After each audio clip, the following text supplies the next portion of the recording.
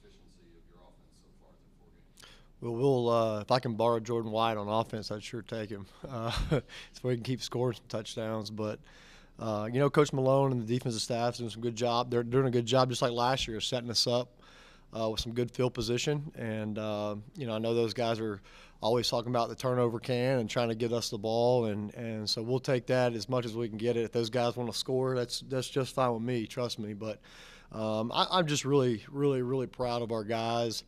And their hard work paying off. You can see, I mean, even right there before the half, we're going to go try to score and get a penalty and get sacked and to overcome that, to get the first down and to get our receivers back in the game there and go score before half was huge. But we've just talked about it for the whole season so far. Is just we want to be a top 5 offense. We feel like we have those players.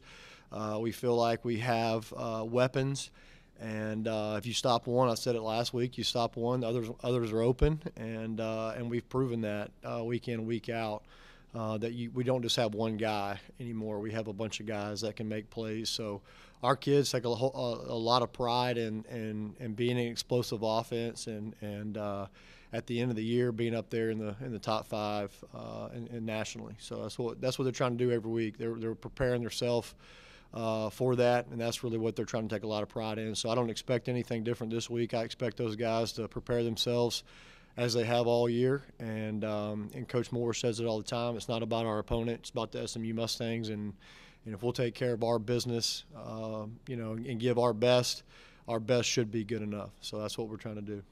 Averaged around 8 yards per first down play last week. How does that open up the playbook for you when you get these second it's, situations? it's awesome. We talk about that all the time. We're trying to get four or more yards on first down because it opens up a whole lot of stuff, like you said. So that was huge last week. That was a big plus. Our offensive line and our running backs did an unbelievable job of running the football, which, again, we're a running team or we could be a passing team. It doesn't really matter. Just kind of be patient early in the game and find out what the defense is trying to take away. So, our guys are doing a good job of that, and obviously we're trying to eliminate TFLs and sacks and just not getting 1 to 2 yards a carry or 1 to 2 yards a play. We're really trying to get that 4+ mark on every play to really set us up to open up the playbook. What do you think's gone into the team's limited turnovers this season? Just taking a whole lot of pride in it. We've talked about it since we got here. We talk about BIJs, ball in jeopardy, and eliminating those in practice. We chart them daily.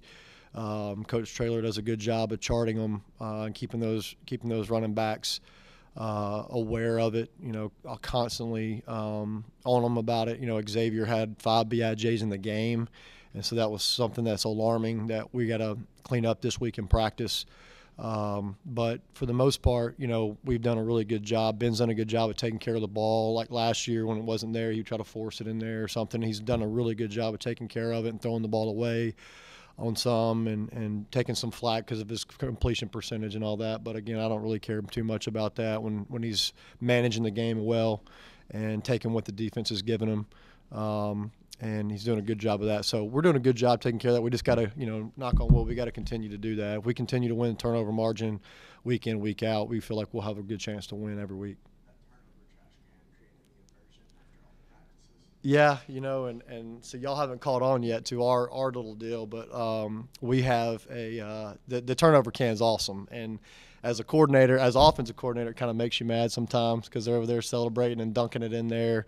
But then again, I know we're all on the same team. And again, like I said earlier, when our defense creates turnovers and gives us the ball, we love that. So we had to come up with something offensively to kind of combat that in practice. So we came out with the baseball bat, and hitting home runs.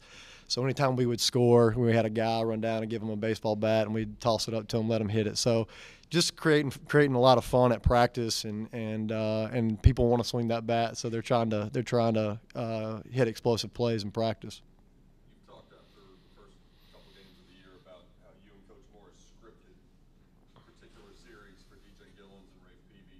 Mm-hmm. Now that you're getting into the conference part of the season, where games are more important, will you still script in series for those guys, or could you see going with a starter the whole way? We probably will.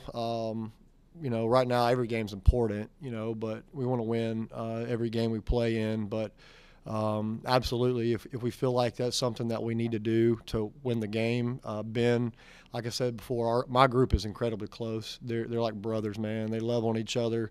I'm actually getting a picture put up in my office right now of those guys hugging on each other after a touchdown. I think that's awesome. And they're a close group. Ben totally understands if we put DJ in and to run the ball a little bit or to throw it. I mean, because he can do both. He's a really good player as well. But Ben's playing well, and DJ, if we want to bring him in, absolutely, we feel like we can do that at any time. 4 weeks in, opposing teams have a lot of film on you guys. Do you try to add, tweaks to the offense, ripples to try to change things up? Yeah, that's how, game planning, that's what we're always looking for is just little tweaks. We look at our tendencies a lot. Going into the last game, we had some tendencies that we broke. I thought we did a good job as a staff. We have a lot of people behind the scenes that don't get enough credit. Will Bryant, G.J. Kinney, Kevin Sutherland, Ty Gatson, and Julian. I mean, they do a great job. I mean, they're helping us out, always studying, our running back stances, our running backs alignment, our tight ends alignment, our quarterback's feet. So we're constantly studying those things and tendencies. So we did some things last week to change some tendencies up that I thought, looking on film, Arkansas State, it was going to give them a little trouble, especially knowing that we had some big tendencies, and so we did a good job of that. But also, just talking game plan wise, you're always looking for things that give the opponent a little bit of trouble, whether it's shift and motioning and trading a tight end from one side to the other, like we did a little bit against TCU. So we're always looking for different things, kind of wind addressing, some smoke and mirrors, but really and truly we run the same schemes. It's just a little tweak here and there week to week that our kids do a great job of studying. Again, that's part of the preparation that I'm talking about, that they take an unbelievable pride in. And if we want to change or tweak one little thing, they study it all week and they're ready for it by Saturday. It might not look good on Tuesday, but by the time we get to Saturday, they're ready for it. After North Texas and TCU, Coach Morris talked about the need to establish a better running game. And your offense broke out for 300 and change this week. You said a few moments ago that part of it was improved run blocking. So when you looked at the film, what was better about the run blocking this week? Well, we just up front, our guys are just, again, creating that continuity up front, playing with each other a lot. We have tweaked a little bit on that right side, a little bit, but again, they've started to play with each other a lot more and getting in games. You can practice it all you want to, but until you're in a game and seeing live bullets and just learning how to play with each other, I think those guys have gotten a lot better with that. But also, I don't want to take offensive line did a great job. We missed some holes at running back that we were able to out-athlete them a couple times and make some guys miss. But also our running back group took an unbelievable pride this week. They saw that Arkansas State struggled a little bit on the back end of missed tackles. And so that was one of their things they took a lot of pride in last week. Coach Traylor charted it going into the game, and they were able to make, I think Coach Traylor charted it all up after the game, I think they made 31 guys miss.